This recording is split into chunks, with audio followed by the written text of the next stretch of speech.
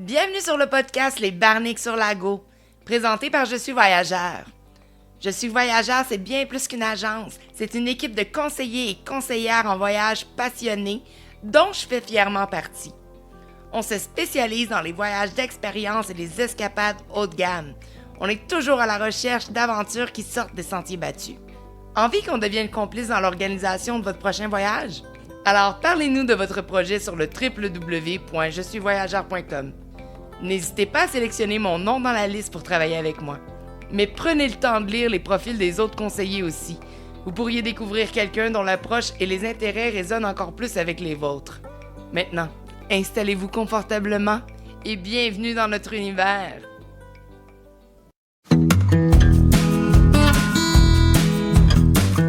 Salut Flo! Salut Chantal! Comment tu vas? Ça va toi? Yes, merci beaucoup! Aujourd'hui, on a un cool épisode. J'espère que t'es prête. Oui! Yes! C'est une destination qui me fait rêver. J'ai bien hâte d'aller visiter. T'imagines, t'es même pas allé, ça te Non. fait rêver. Attends que je te la raconte. Ouais, let's go! Comment tu penses qu'on prononce la destination d'aujourd'hui? Dans le fond, l'État. Tu sais de quoi qu'on parle? Tu l'appelles? Hawaï! Hawaï. Ben, oui, on peut dire en anglais Hawaï. En français, on dirait Hawaï.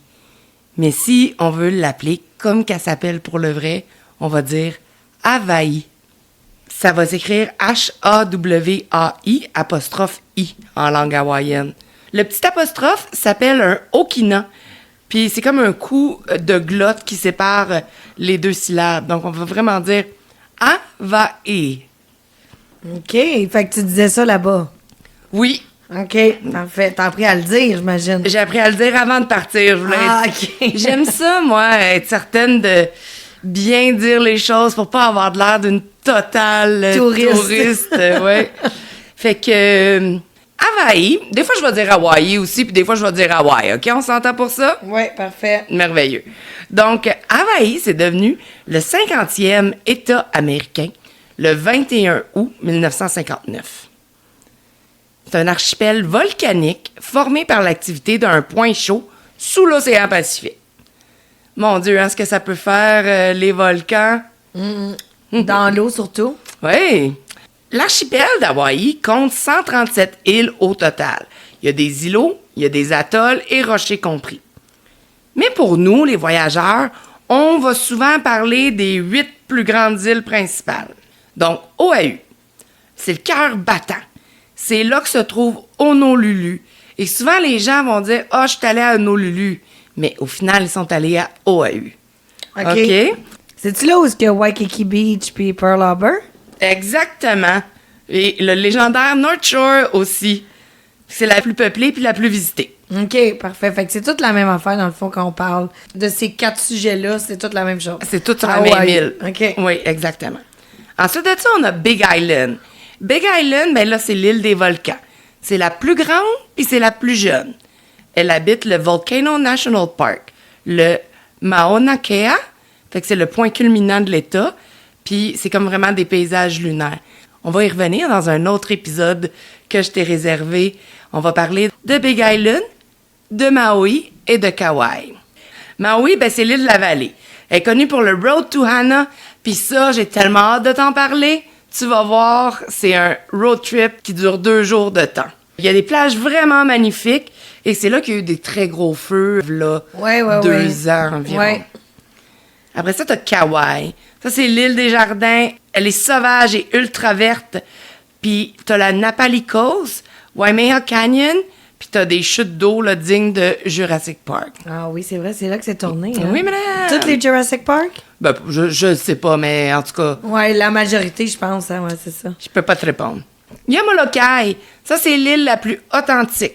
Il y a vraiment peu de touristes, il y a beaucoup de traditions, il y a des falaises impressionnantes et la péninsule de Kalaupapa. Hein? Oh. J'espère que ma prononciation va être bonne pour le reste du podcast parce que des mots comme ça, j'en ai un puis un autre. OK, parfait. C'est Molokai, c'est aussi l'île où vit, tiens-toi bien, Eddie Vedder, le chanteur de Pearl Jam. Ah bon, écoute. Hein? Tout est dans tout. Ton chanteur. Yes! Après ça, t'as l'Anaï. C'est une île privée. C'est l'ancienne île des ananas. Aujourd'hui, elle est connue pour ses resorts vraiment luxueux, ses routes de 4x4 vers un Shipwreck Beach ou Garden of the God. Après ça, t'as Niihau, c'est l'île interdite. Elle est privée, habitée par une toute petite communauté hawaïenne qui vit encore en grande partie sans réseau moderne. Un accès très limité aux voyageurs. Puis après ça, t'as Kaho'olawe, c'est l'île sacrée. Elle est petite, inhabitée, anciennement utilisée comme terrain d'entraînement militaire. Aujourd'hui, elle se régénère lentement, mais elle reste fermée au grand public. Ah, intéressant. Ouais.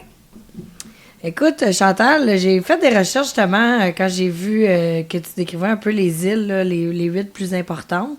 J'étais curieuse de voir pourquoi la Lanai, c'était une île privée. Parce qu'en fait, c'est ça, mon père est allé en même temps que toi à Hawaï, mais à quelques semaines de différence, pas aux mêmes places. Lui, il a fait Big Island. La Lanai, c'était surnommé Pineapple Island avant parce que autrefois, il y avait beaucoup de plantations d'ananas qui a été exploitée par la compagnie Doyle Food Company. On connaît toute la compagnie Doyle. Yes! Puis en 2012, Larry Ellison, le milliardaire cofondateur d'Oracle, a racheté 98% de l'île à Doyle pour un peu plus de 300 millions de dollars. Seul un petit pourcentage reste aux mains des États-Unis ou d'autres propriétés privées. Donc, c'est pourquoi que c'est rendu aussi privé. Ellison a pour projet de transformer la Lanai en destination éco-luxueuse. Un modèle de durabilité. L'île est très peu habitée, moins de 3000 personnes. On y retrouve 2 resorts déjà, ultra haut de gamme, genre Four Seasons. Puis, c'est l'île, dans le fond, où tu peux croiser des milliardaires et rouler seul au milieu du paysage lunaire sans même un arrêt ou un stop. Il n'y a pas de fil de circulation, alors c'est un peu le free-for-all. J'ai regardé aussi pour... quand on me dit interdit, c'est sûr que moi, ça me titille. Alors, je me suis dit, allons voir pourquoi c'est interdit. Et là, je parle de Niihau. Moi, je dirais Niihau. Niihau. Ni-i. Ni-i. A-U. Niihau. OK, parfait. On va y arriver, guys. Pourquoi interdite?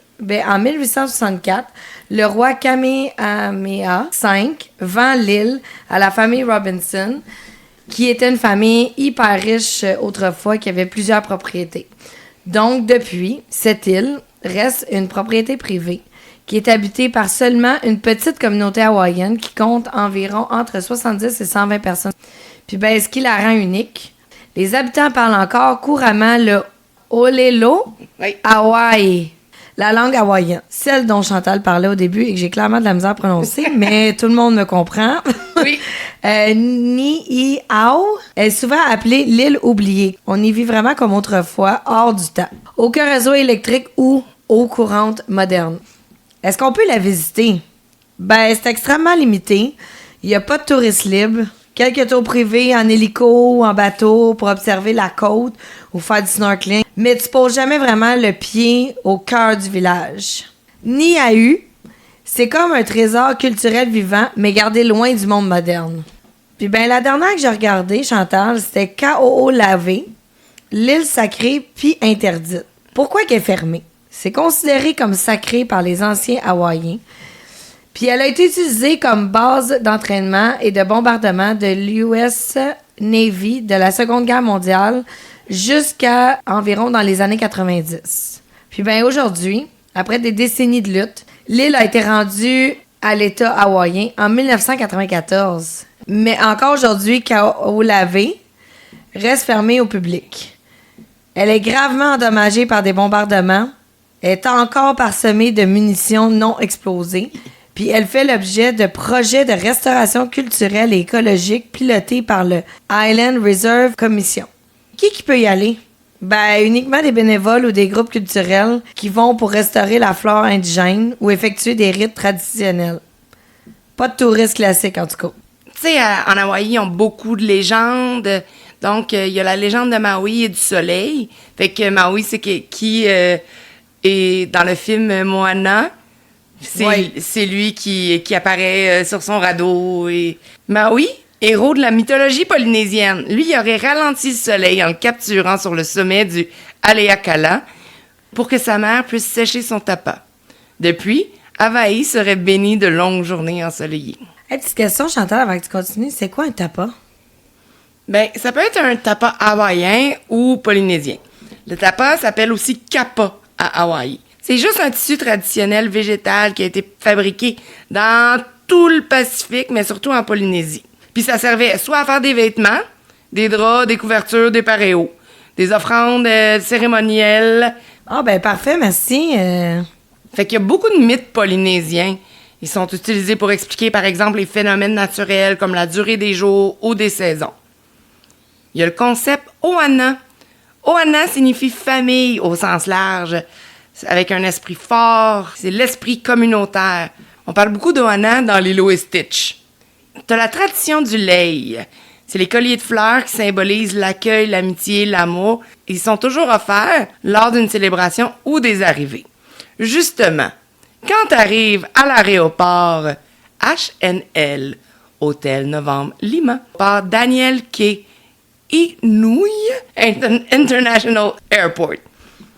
Il est situé à Honolulu, sur la côte sud de l'île. Et là, si tu planifies un voyage à Hawaï, quand tu arrives, ben ils vont t'en remettre un petit collier en fleurs. De Montréal. J'ai hâte d'y aller. Oui! De Montréal, ben malheureusement, il n'y a aucun vol direct. La plupart des itinéraires passent par des escales, soit à Los Angeles, à Vancouver.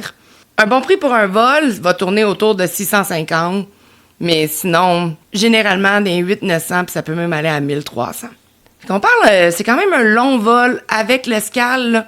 Je peux te dire que ça peut même aller jusqu'à 13 heures de vol à 16 heures, tout dépendant de la longueur de tes escales. Il y a environ 1 million d'habitants sur toute l'île. Juste Honolulu, à elle seule, a 350 000 habitants. Côté hébergement, accroche-toi, Flo, les hôtels sont chers. On parle de 350 à 400 pièces la nuit.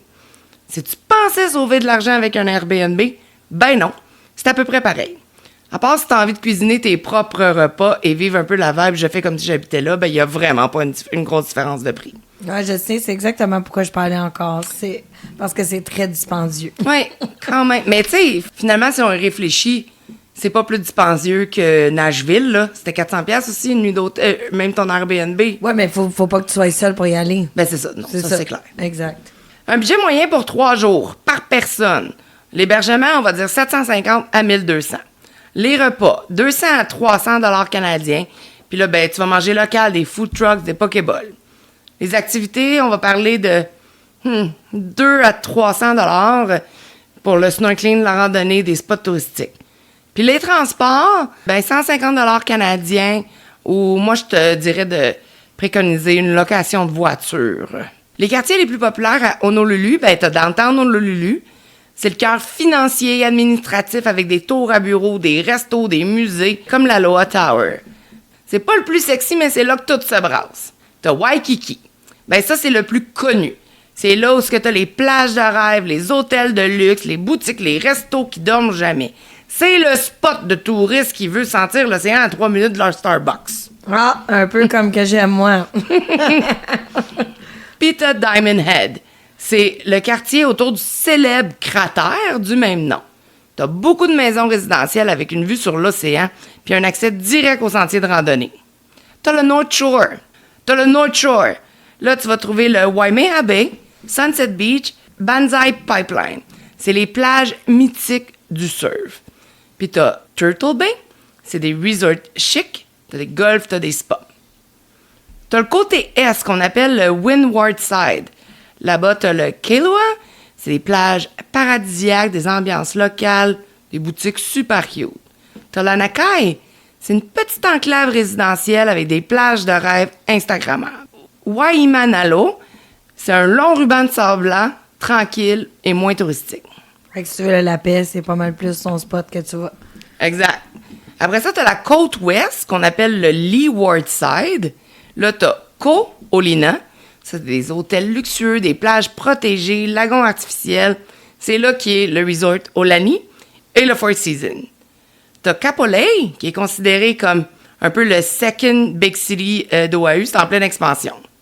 Et t'as le centre de l'île, qui a le Waiawa. C'est un brin rural, vibe old school, puis c'est là qu'elle est la plantation d'or, justement. Ah, cool. T'as le Schofield Barrack, là, c'est une base militaire.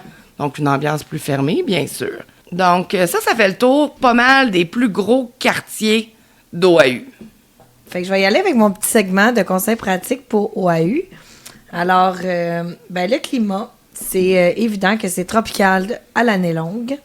La meilleure période pour y aller, vu que moi, j'ai déjà regardé, je sais que c'est de avril à octobre, qui est la saison un peu plus sèche, environ 27 à 30 degrés chaque jour. La saison plus humide, c'est de novembre à mars. C'est toujours chaud, mais il y a quand même quelques averses, là.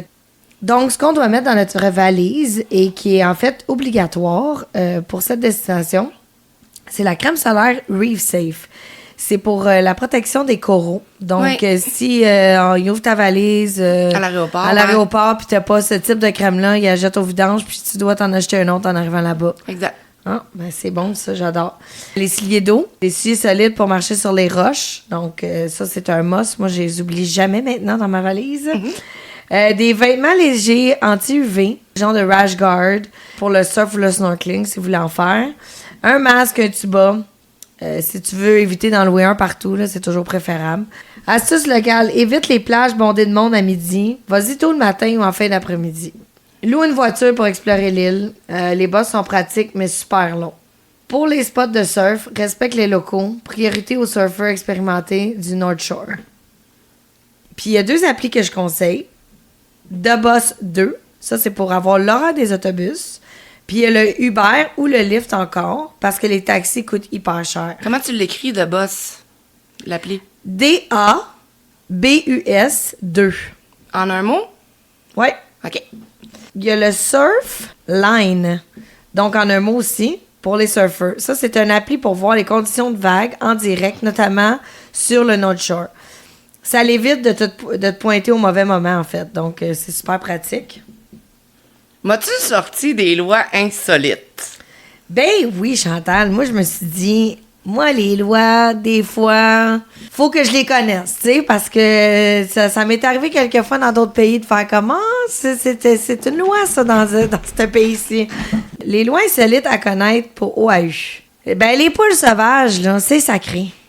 Sur l'île, tu vas sûrement croiser des poules qui se baladent partout. Puis, ben, elles sont protégées. Interdit de les embêter ou de même toucher à leur nid. Laisse-les mener leur petite vie de poulettes. C'est fou. Des poules avec leurs petits poussins en arrière. Il y en a partout.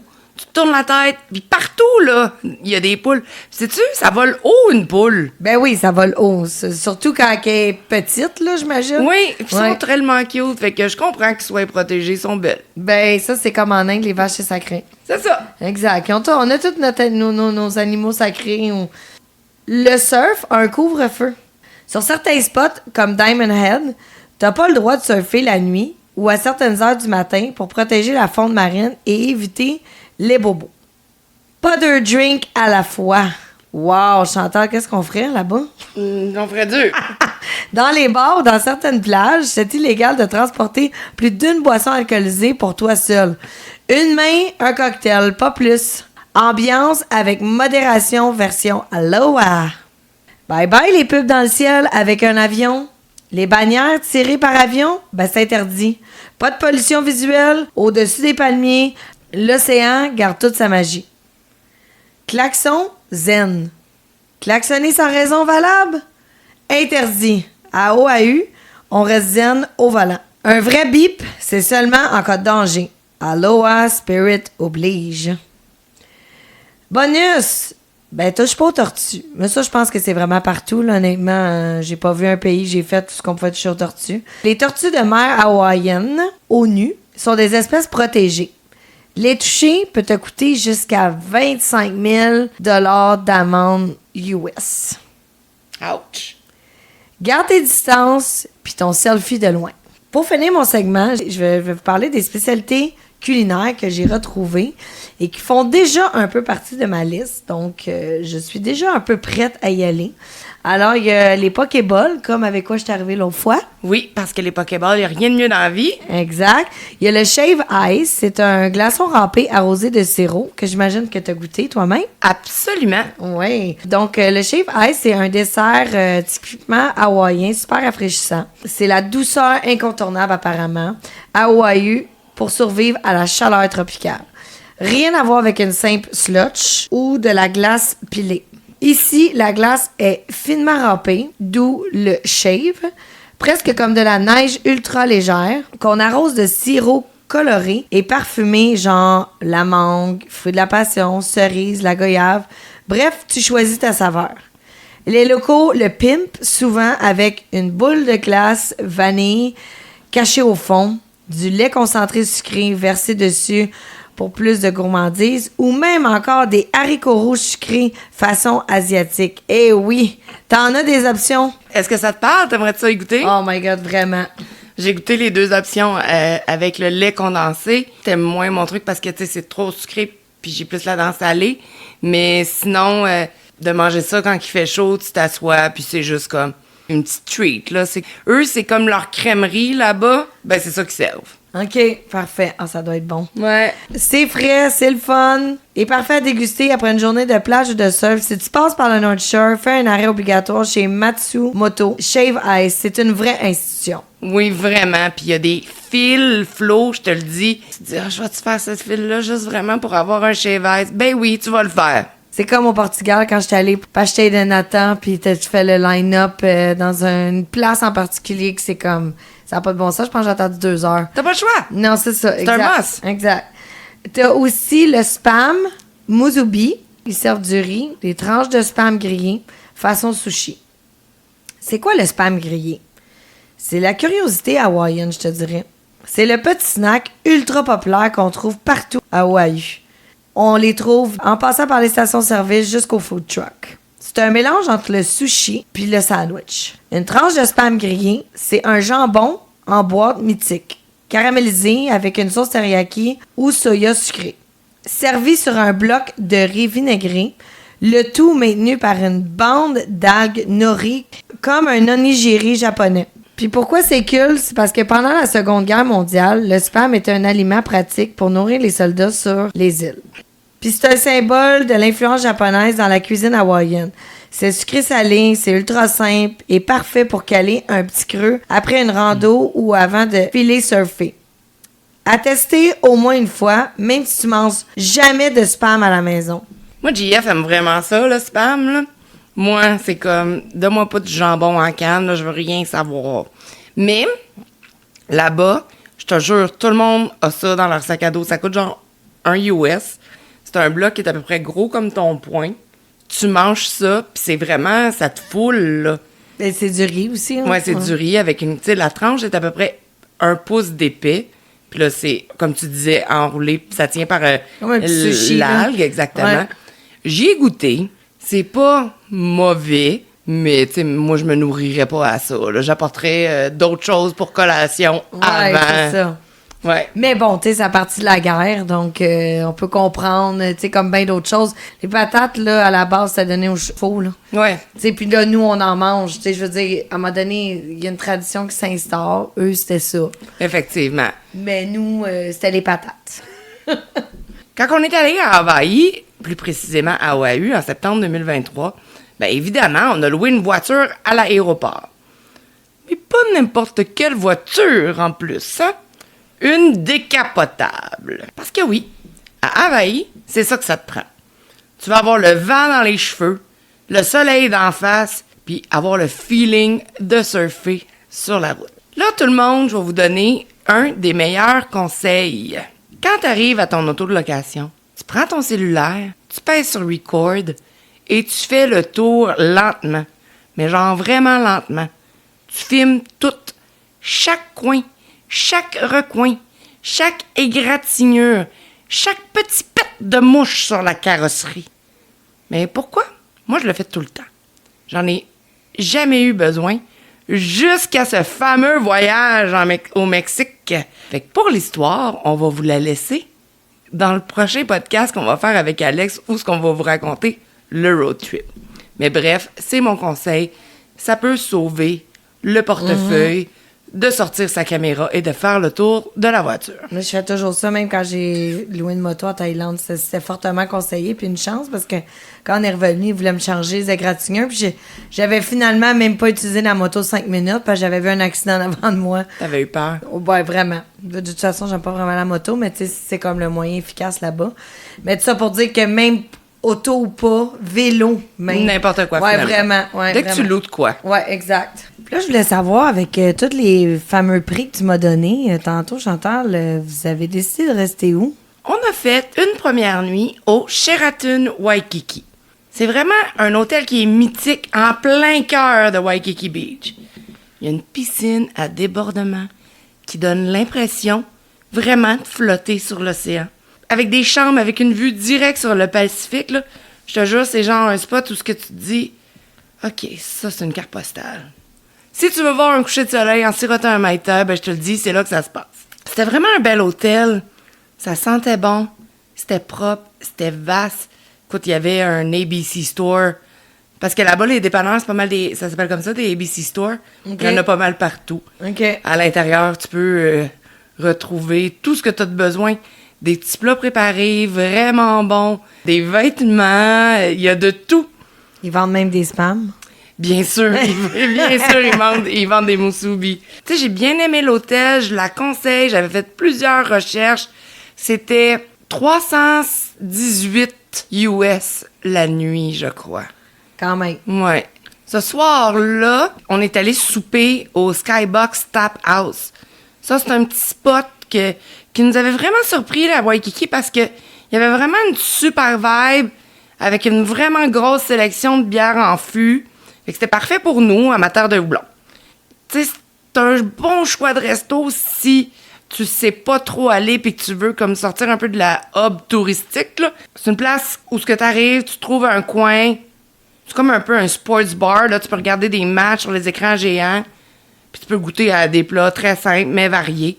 Nous, on avait pris une grosse pizza, puis j'avais bu une pinte de bière sûre. Il y avait de la bière sûre, donc j'étais vraiment contente. Ben C'est mon amour pour la bière sûre.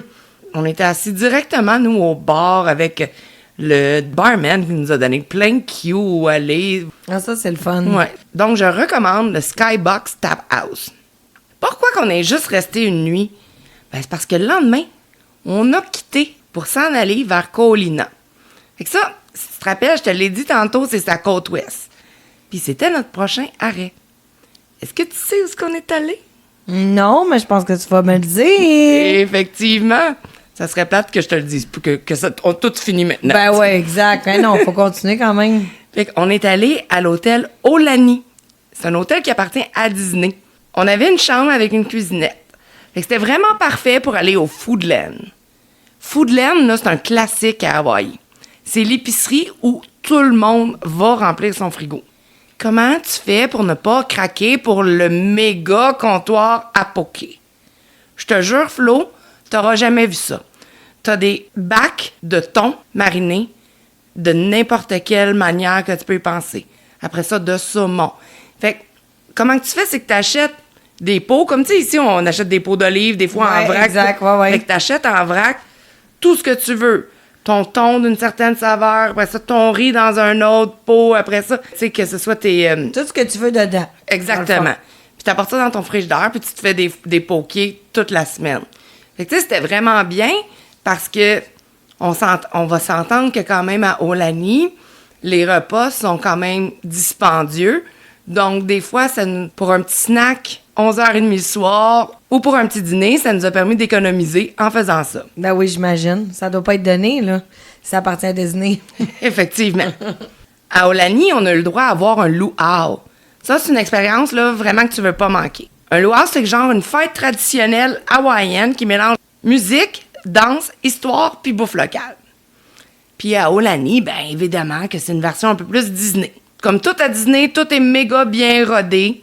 C'est super familial, ça t'en met plein les yeux. Tu te retrouves sous les étoiles avec un cocktail dans les mains à regarder des danseurs faire le hula ou des shows de feu, pendant que tu entends des histoires sur la culture et les légendes d'Hawaï. Faut pas oublier la bouffe.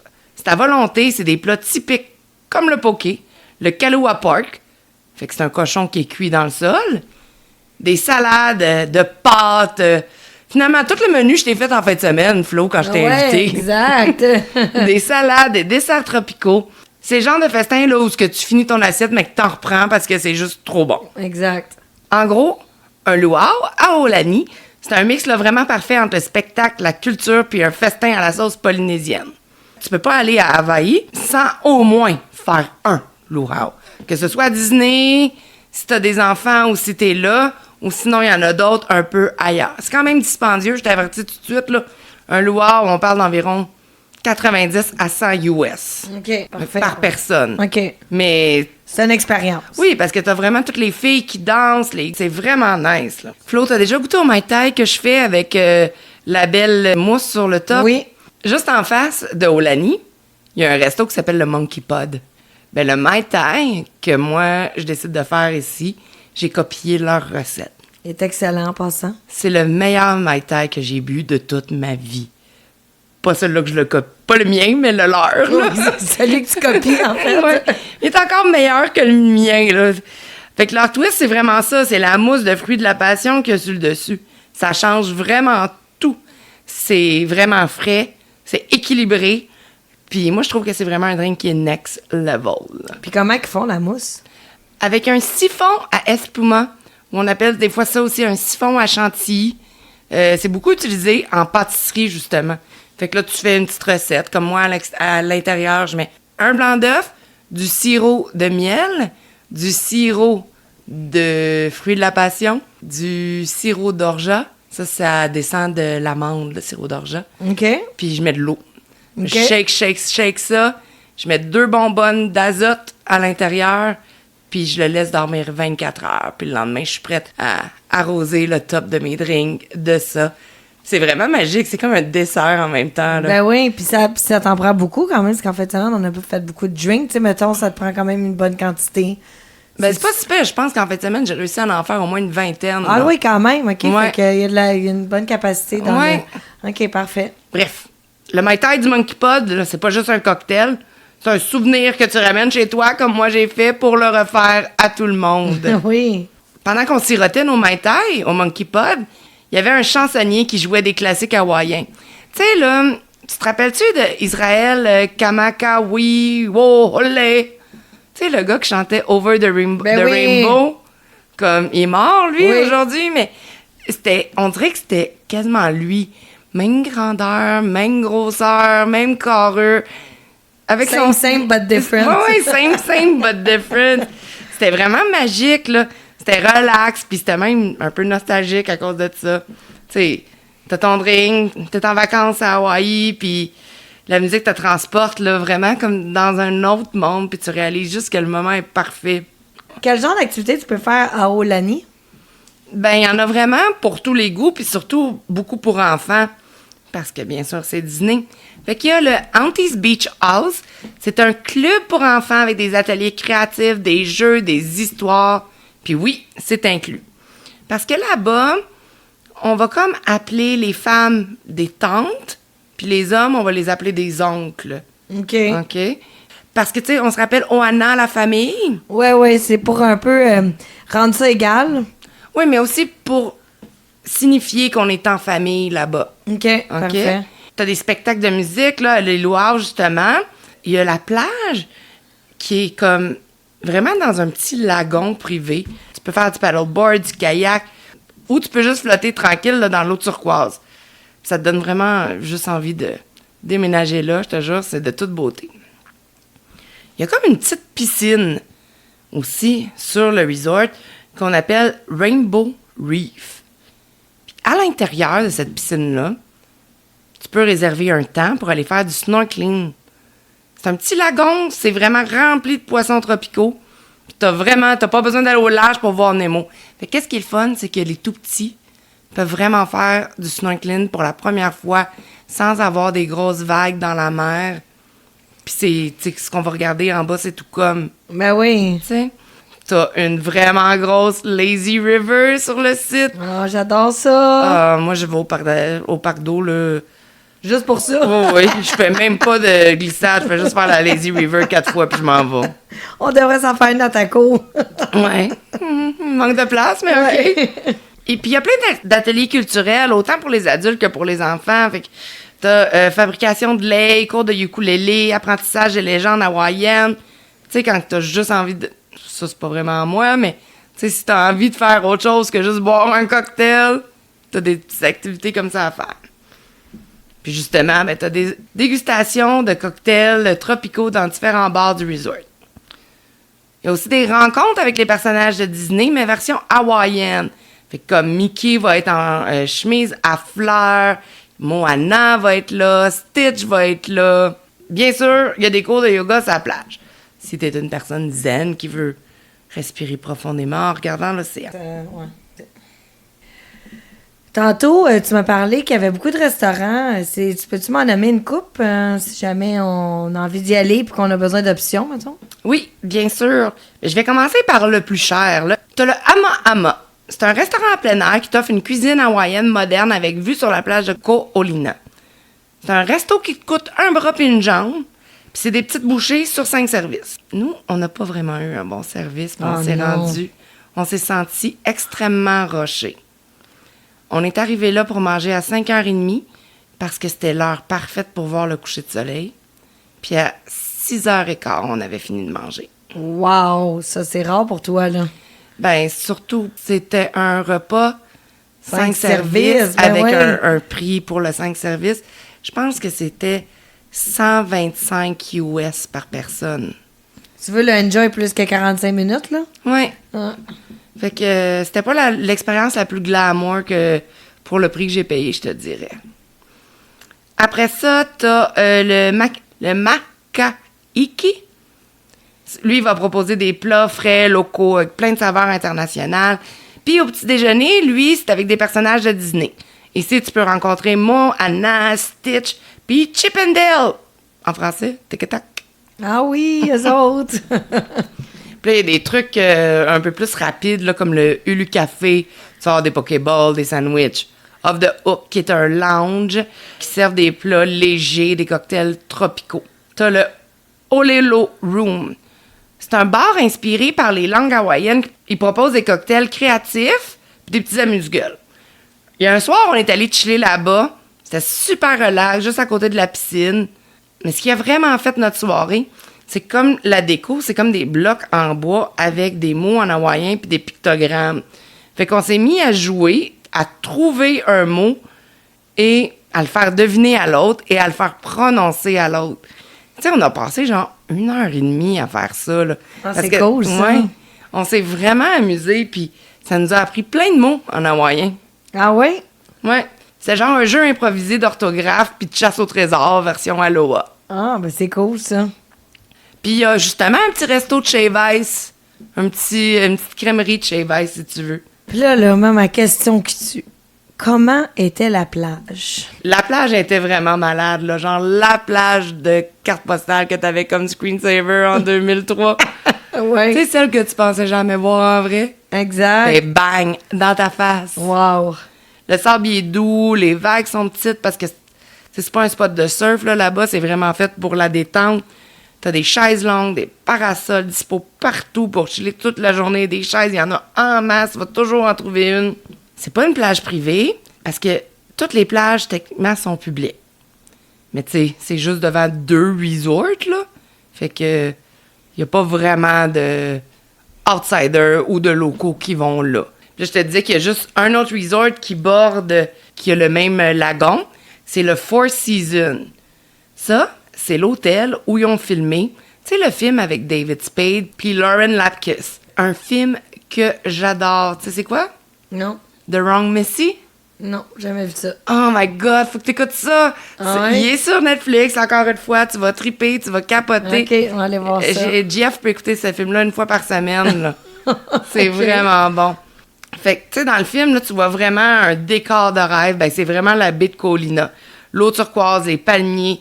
C'est littéralement la toile du fond parfait pour cette comédie romantique-là qui part comme, je te dirais, en vrille, là. Mm-hmm. Fait que si t'avais vu le film, t'aurais probablement vu tous les espaces communs du resort, le lobby ultra chic, le bar extérieur, puis la plage. Tout est là. Il y a vraiment aucun fake. What you see is what you get. OK. Fait que quand que tu verras le film, tu pourras exactement t'imaginer où j'étais. As-tu vu le film Forgetting Sarah Marshall? Ben oui. Tout le monde a vu ça. C'est un Ben oui. classique, là. Ça a été filmé au Turtle Bay Resort sur le North Shore d'Oahu. Ah, cool. On est allé le visiter. On pouvait pas passer à côté. Un hôtel de rêve avec des plages magnifiques, des falaises, des couchers de Noël. Des couchers de Noël.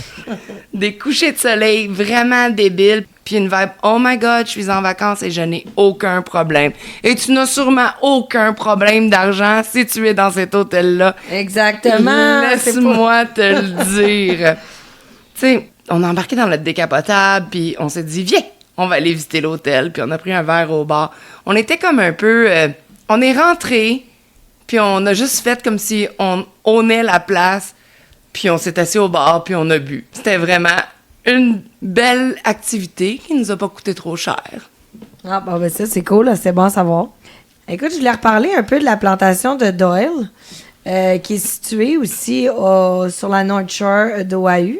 Parce que, en fait, c'est un mix entre un parc d'attractions agricoles puis un temple de touristes fruités. Oui. Tu peux y faire un petit tour en train à travers les champs d'ananas. Ben oui, un petit tour en train, juste pour voir des ananas. Te perdre dans un des plus grands labyrinthes végétaux du monde, puis apprendre comment ce fruit piquant est devenu un symbole d'Hawaï. On va pas se mentir, là, la vraie star, c'est le Doyle Whip. C'est quoi le Doyle Whip? C'est de la crème glacée molle à l'ananas, puis c'est la plus mythique de la planète. Elle est sans produits laitiers, elle est légère, fruitée, et tellement populaire que même si t'aimes pas l'ananas, tu finis par dire « OK, bon, faudrait que j'y goûte ». Le Doyle Whip, c'est l'institution non officielle des voyages à Hawaï et Disney. C'est glacé, sucré, rafraîchissant, ça goûte l'été, puis ça donne l'impression que t'as 8 ans puis que t'es en vacances pour toujours.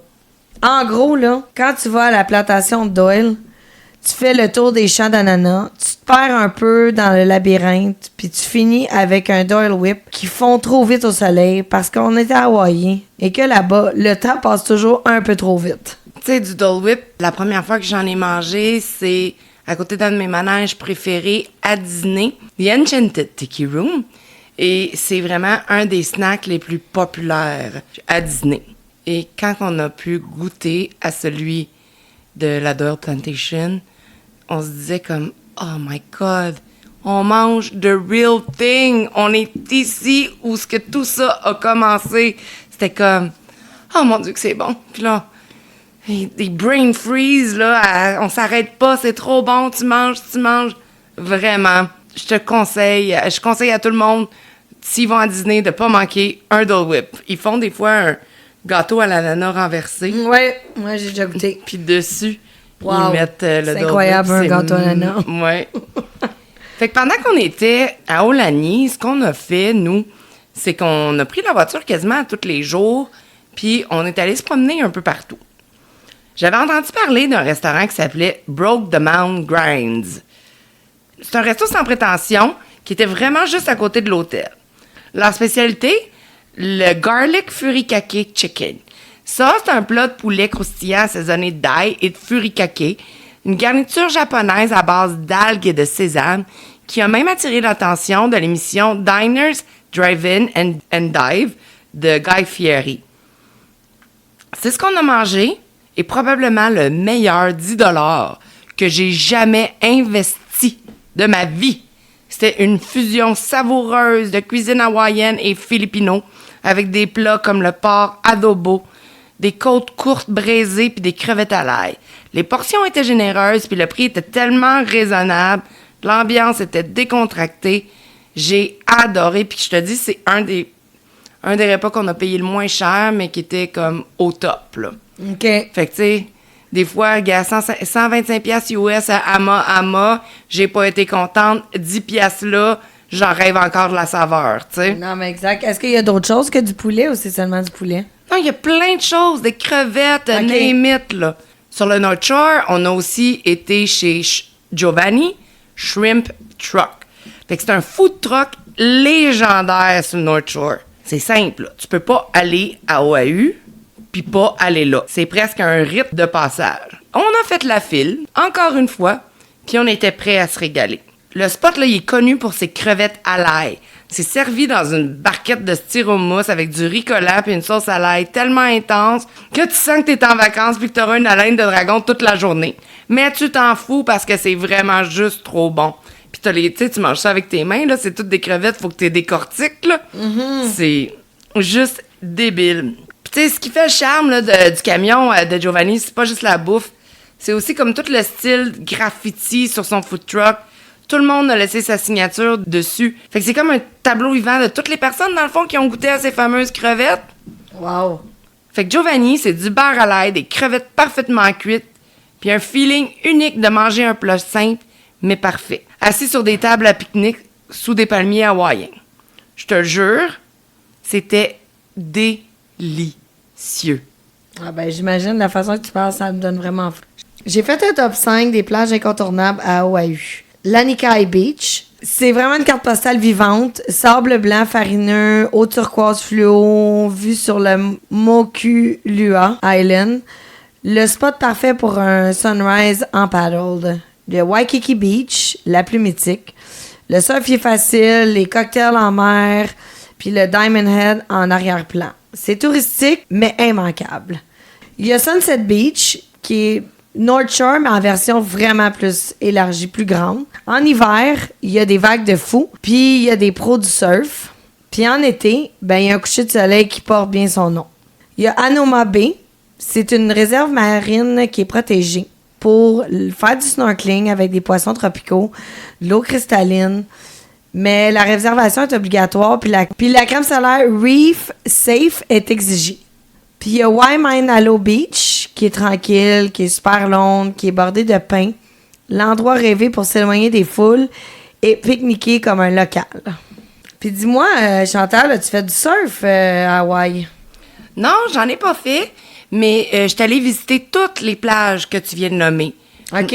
T'es comme un must. Tu peux pas aller à Hawaï sans toutes les voir. Tu sais, là, le surf à Oahu, c'est vraiment comme la cathédrale là, du surf.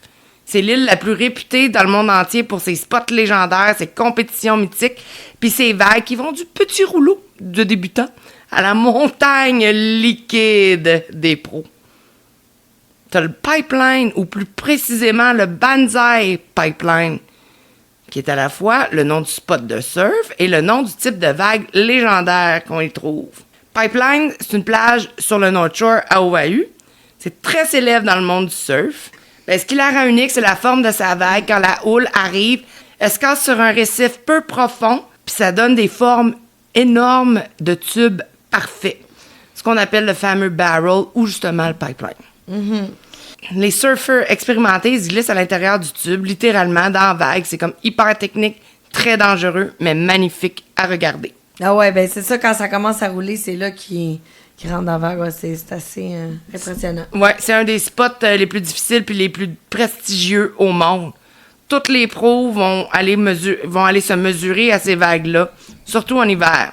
Puis c'est là que tu vas trouver la finale du Triple Crown Surfing, le Pipe Master, qui est dans le fond le Saint Graal pour les surfeurs. C'est comme ce que j'ai pu observer à Nazaré, au Portugal, en fait. Ce que j'ai vu, c'est que c'est quasiment la même affaire, le type de vague. OK. Ouais, donc les deux ont chacun leur compétition à des moments différents. Donc, les gens peuvent aller se pratiquer. Autant à l'un qu'à l'autre, ouais. Le Nazaré, c'est plus l'hiver. C'est Oahu, j'imagine que ça doit être plus l'été, en fait, là. Ben, en fait, c'est de novembre à février. Vraiment, la Côte-Nord, elle se transforme en arène, là. OK. Puis, en été, ben, les vagues sont vraiment calmes, puis là, la baignade redevient vraiment possible. OK. Si tu veux faire du surf, je pense que le spot parfait pour commencer, c'est Waikiki. C'est le paradis des novices, là. N'importe qui va là en vacances se retrouve avec vraiment une planche dans les mains puis s'essaye. Moi, je me suis pas essayé. Toi, t'as-tu déjà essayé de faire du surf? Ouais. Ah ouais, au puis? Nicaragua 2 fois, puis une fois en Californie.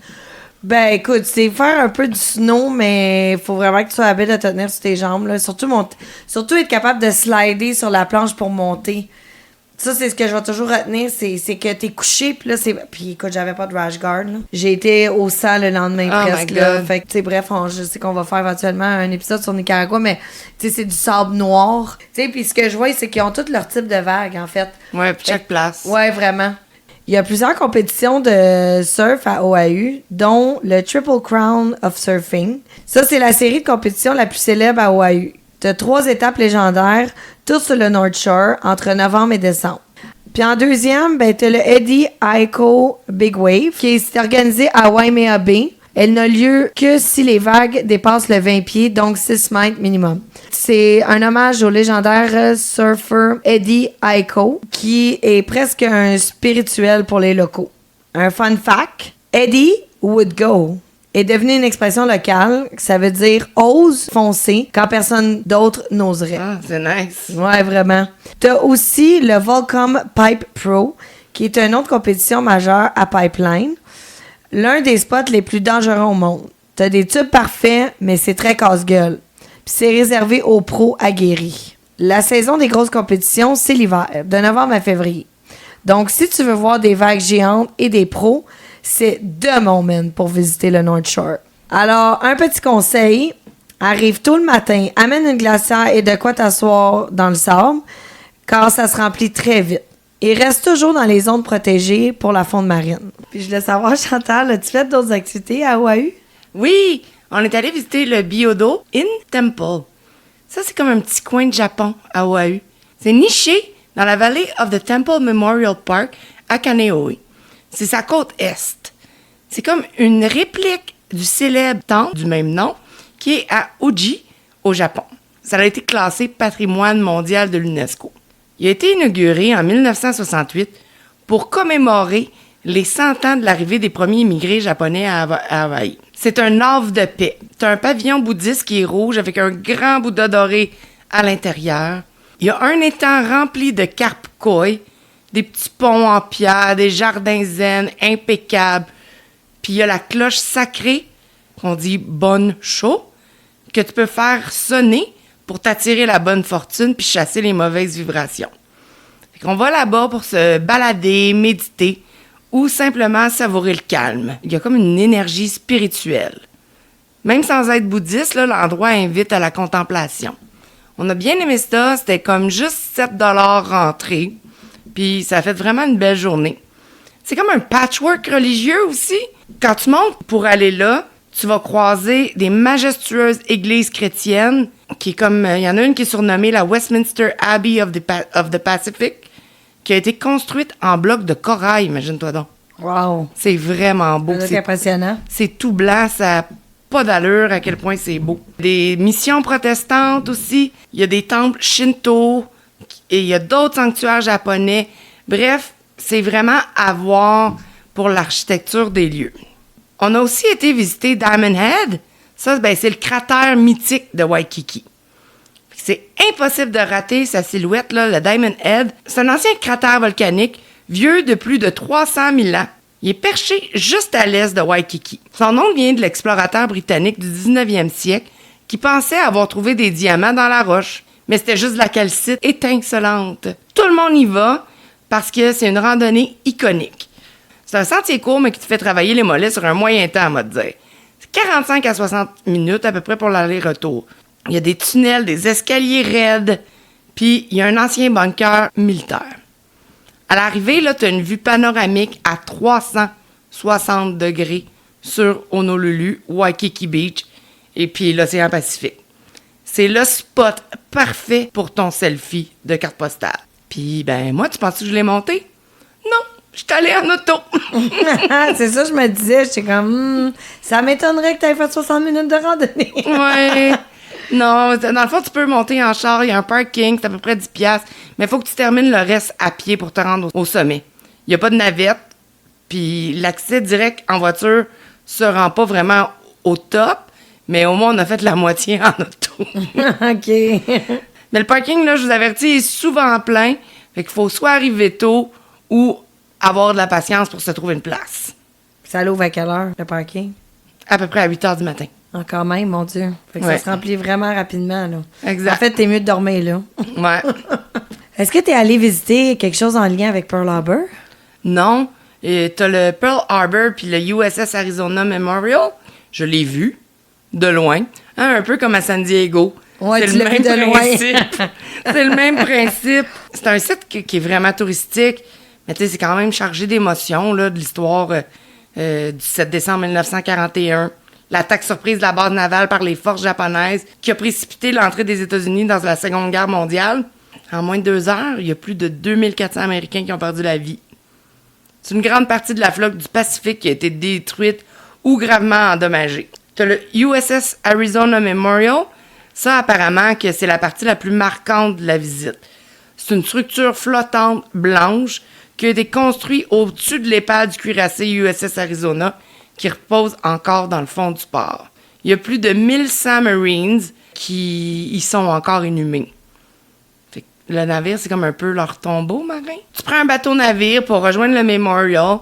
C'est gratuit, mais il faut quand même que tu réserves tes billets à l'avance. Sur place, tu flottes littéralement au-dessus du navire, puis tu peux encore voir de l'huile remonter à la surface après tout ce temps-là, t'imagines?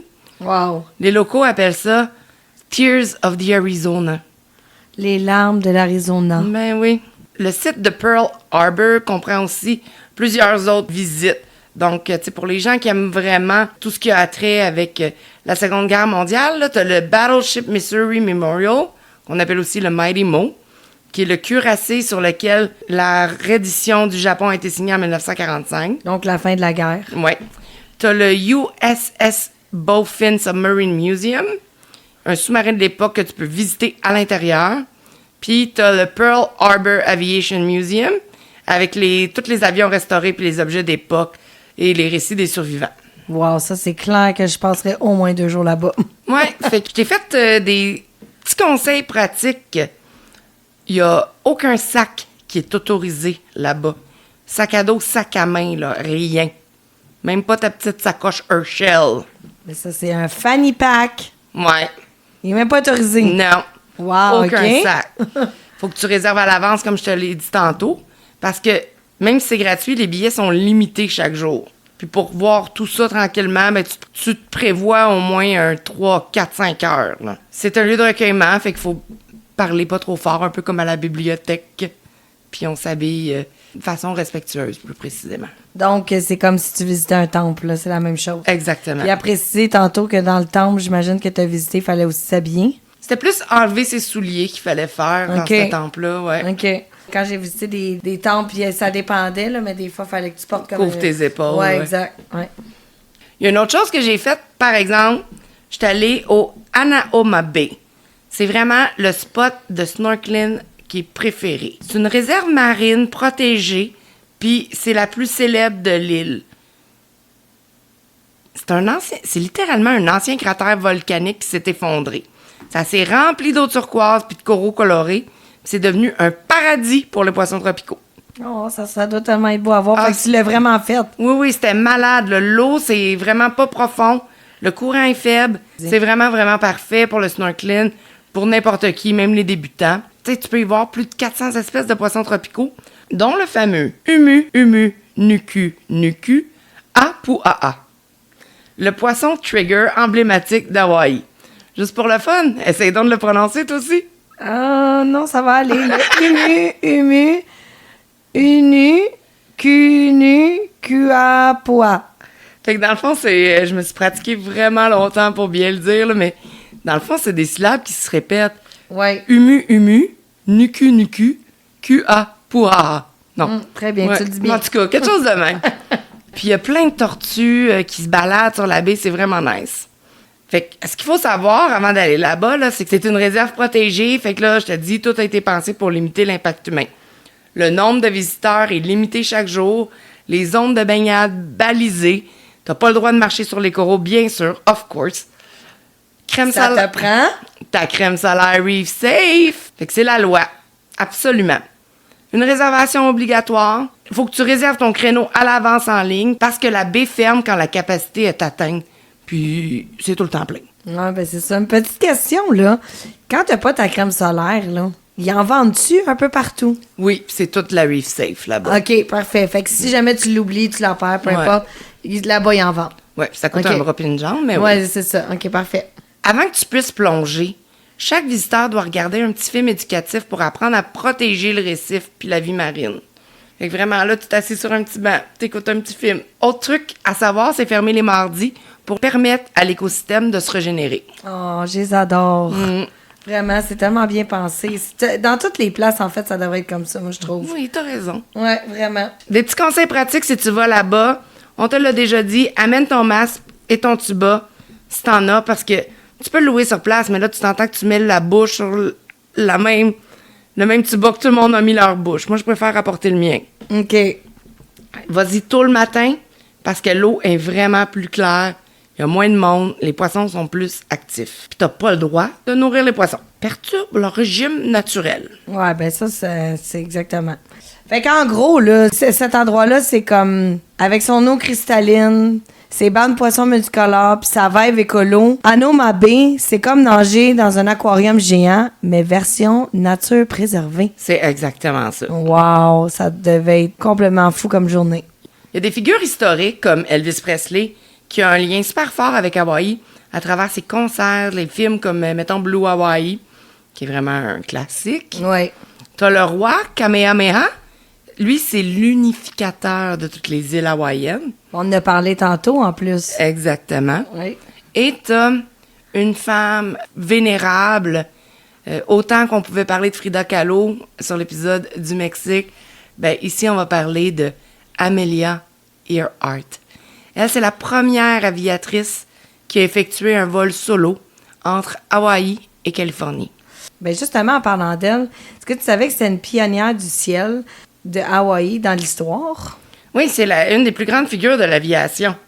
Ouais, puis c'est une femme intrépide qui a repoussé toutes les limites à une époque où les cockpits étaient surtout réservés aux hommes. Nous, on aime ça parler des femmes fortes comme ça. Exact. On n'est pas féministe, mais proche. Son exploit lié à Hawaï, ben, c'est le 11 janvier 1935 que Amelia devient la première personne, et non seulement la première femme, à réaliser un vol solo entre Hawaï, Honolulu, et le continent américain, Oakland, en Californie. C'est un vol de plus de 3800 km au-dessus du Pacifique, un record absolu à l'époque. Elle avait déjà traversé l'Atlantique, mais ce vol confirme sa réputation de reine des airs. Tu sais, en 1937, à 39 ans seulement, elle se lance un défi ultime. Faire le tour du monde par l'équateur. Le plus long circuit jamais tenté. Avec son navigateur, Fred Newman, elle décolle dans un Lockheed Electra. Elle a déjà parcouru plus de 35 000 km quand, le 2 juillet 1937, ils disparaissent au-dessus du Pacifique, près de l'île Allen, une toute petite bande de terre isolée. Les recherches du US Navy ont été gigantesques, mais aucune trace définitive de l'avion ou même de l'équipage n'a jamais été retrouvée à ce jour. Plusieurs théories qui circulent encore aujourd'hui. Crash en mer après avoir manqué de carburant ou survie sur une île déserte comme Nuki Maroro. Certains artefacts retrouvés alimentent ce mythe. Des rumeurs plus folles parlent même d'espionnage. Depuis, Amelia est devenue une légende de l'aviation, puis un symbole de courage et de liberté pour les femmes aventurières comme nous, Chantal. Yes! J'ai vu un documentaire qui parlait de la rumeur la plus folle, justement, sur l'espionnage. Imagines-tu si c'est vrai, ça serait une des premières femmes espionnes en plus. Wow, imagine, Ouais. elle aurait 2 médailles. Généralement, on lirait l'histoire que quelqu'un nous a envoyée. Mais aujourd'hui, on a décidé de faire un peu différemment parce que Hawaï est plein de légendes. Donc, j'ai décidé de vous raconter l'histoire du Pu'u Onua o Nao Nao. Il y a une petite prière qui débute comme ça, qui dit « Ton corps, ô toi, Lono, qui est dans les cieux, comme un grand nuage, un petit nuage, un nuage vigilant, un nuage bienveillant, qui émerge du paradis. » Fait que ça, c'est la prière pour le dieu Lono, qui, dans le fond, il est le dieu de la vie. À Kapa Lilua, sur la rive de la baie de Onaonao, se trouve l'endroit le plus sacré de tout Hawaï. Nous le connaissons sous le nom de Pu'uonua, un sanctuaire protégé par Lono, le dieu de la vie. Pu'uonua signifie l'élévation de la conscience. Depuis des centaines d'années, Pu'uonua O'Naonao a été le refuge de ceux qui avaient enfreint les lois sacrées, ainsi qu'un lieu de guérison de l'âme pour ceux qui s'efforçaient de retrouver leur bien-être et leur véritable essence. Cependant, être pleinement soi-même signifiait entreprendre un périple périlleux, comme marcher sur une corde raide entre la vie et la mort. Il y a bien longtemps, Hawaï était un endroit ravagé par la guerre.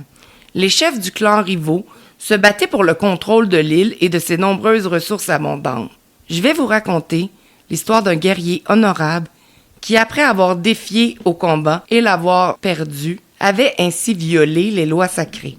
Pour échapper à la mort, il devait se rendre à Pu'uonua O'Naonao, un lieu de refuge, un sanctuaire pour les exclus. Le chemin pour y parvenir était difficile. Il ressentait la fatigue et la déshydratation alors qu'il était poursuivi sans relâche par ses rivaux. Il devait se rendre à la mer et, une fois arrivé, après avoir couru pendant des jours, il devait puiser dans tout son courage pour nager à travers des eaux infestées par des requins sur plusieurs kilomètres interminables avant de rejoindre l'autre rive. Agonisant et avec seulement 2 choix, abandonner et mourir ou rester fort et continuer, sans aucune chance de réussite de son côté, seul un guerrier aguerri pouvait y parvenir. S'il y réussissait, il serait sauvé. Accueilli par le Karunaule, autrement dit le prêtre spirituel, le guerrier doit réapprendre à faire confiance aux autres. Dans la confusion de son esprit, il parvient à ressentir les signes que Lono veille sur l'endroit et que sa transition de la guerre vers la paix a atteint son accomplissement. La liberté de vivre se dresse devant lui.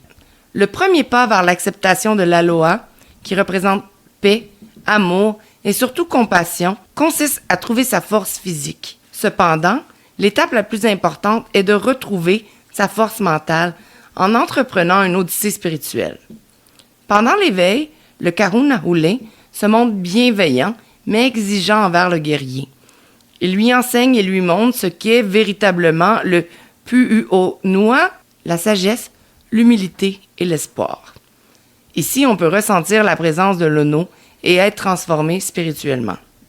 Avec le temps, le guerrier réapprend à faire confiance et la guérison de l'âme fait son œuvre, lui permettant d'admirer et d'apprécier pour la première fois la beauté du paysage. Des grandes réflexions le traversent. Pu'uonua O'Naonao est en effet l'endroit le plus sacré d'Hawaï. On y trouve également le Ale o Keawe, construit dans les années 1600, qui est une mausolée royale. Les ossements de 23 grands chefs d'Hawaï y reposent, ce qui confère à l'endroit un pouvoir spirituel appelé le mana. Le mana est imprégné dans les os de ses chefs et en un battement de cœur, il accueillit ceux qui cherchent le refuge auprès de lui. Sur l'île se trouvent 12 statues appelées Ki'i. Ils sont une représentation physique des différents aspects du dieu Lono. Lono est aussi le dieu de l'agriculture, le dieu des récoltes, le dieu du vent, le dieu de la paix, le dieu des nuages et le dieu de l'amour. Pu'uonua O'Naonao est le 2e lieu de chance pour notre guerrier. Sa transformation spirituelle tire à sa fin. Le voyage de retour est similaire à celui qu'il a entrepris à l'origine, car maintenant il pouvait quitter Pu'uonua O'Naonao, car quitter boucle la boucle, lui permettant de repartir avec une conscience supérieure, en particulier de ce qui est associé à la sagesse, l'humilité et l'espoir. Ses ennemis ne peuvent plus lui faire de mal, car ils reconnaissent et comprennent le pouvoir transformateur du Pu'uonua. Une chance de retrouver son plein potentiel lui est offerte à nouveau.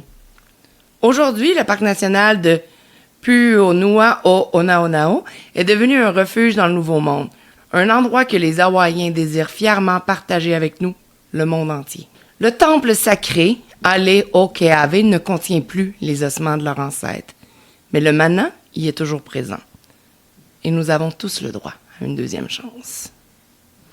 Fait que dans le fond, si tu réussissais à te rendre sur place, puis que tu avais bravé tous les éléments pour te rendre, puis qu'une fois là, tu faisais comme une quête spirituelle, mais tu pouvais retourner dans le vrai monde. Le monde se disait, avec tout ce que tu as vécu pour y aller puis y revenir, ben, t'es pardonné de tes péchés.